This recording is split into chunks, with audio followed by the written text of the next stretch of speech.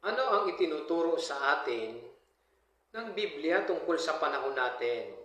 Ganito ang sabi, sa Lucas 21:9, bukod dyan kapag nakarinig kayo ng mga ulat ng digmaan at kaguluhan, huwag kayong matakot dahil kailangan munang mangyari ang mga ito.